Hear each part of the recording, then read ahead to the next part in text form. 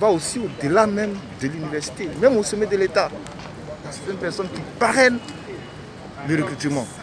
Mais et nous qui sommes les non privilégiés, qui n'avons pas de parrain, qu'est-ce qu'on fait? On est laissé pour compte, on est laissé avec... on est laissé pour compte en fait. Donc c'est cet état de fait que nous décrivons. Nous attirons l'attention de l'opinion internationale et nationale de s'imprégner de ce qui se passe à l'université. Parce qu'on ne peut pas comprendre comment quelqu'un peut postuler jusqu'à 2 fois, 3 fois, 4 fois, chaque fois. Et on dépense de l'argent. C'est au minimum 100 000 francs par université. Je prends pour le cas, ce dernier recrutement. Moi j'étais programmé pour la séance de, qu'on appelle ça, d'audition. Le mardi. En même temps, je suis programmé le mardi à Korogo matin.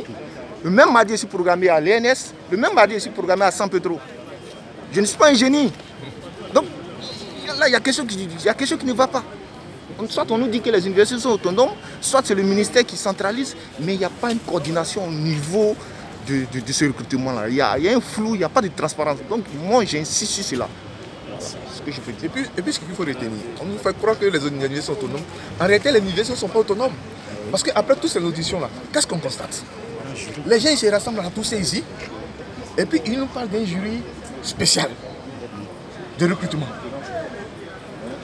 Ça veut dire quoi? On ne comprend rien, parce que vous dites aux gens d'aller se faire auditionner dans les universités.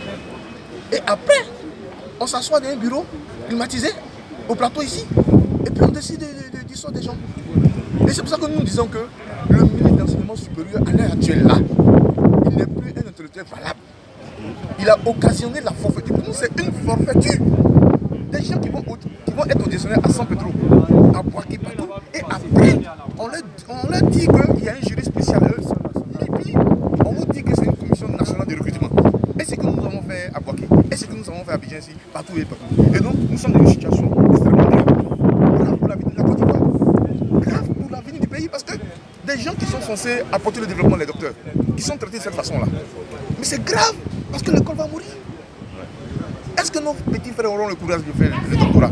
Si nous on arrive à ce stade, c'est parce qu'on a vu des dévanciers bien vivre. Et à notre niveau, quand nous on arrive là, on bloque tout. Et on nous fait croire que nous sommes des dockers. Nous sommes désolés. Nous sommes désolés. Ce n'est pas un modèle de crème star qui va développer la Côte d'Ivoire. Je suis désolé. J'ai rien contre eux. Mais je dis que le développement de la Côte d'Ivoire va venir par des intellectuels. Malheureusement, ces intellectuels-là sont malmenés. Et on vous épargne même ce que nous avons subi là de cette vision. On vous épargne. Nous sommes désolés, mais c'est grave.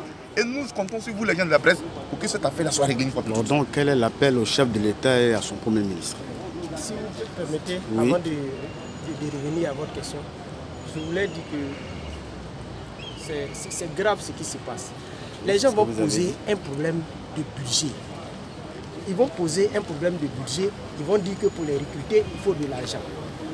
Alors qu'ils orientent près de 95% des bacheliers dans les grandes écoles et universités privées. Alors, quand on les oriente dans les grandes écoles et puis les universités privées, mais c'est l'État qui paye la scolarité.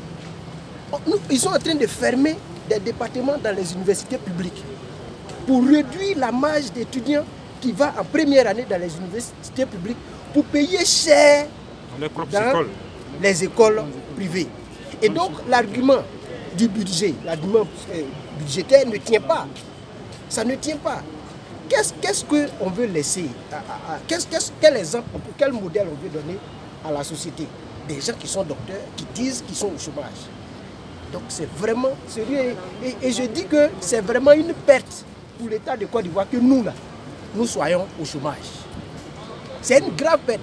Je le dis parce que l'État de Côte d'Ivoire a investi des milliards et des milliards pour construire les universités, des milliards et des milliards pour payer les bourses, des milliards et pour payer les enseignants pour nous former.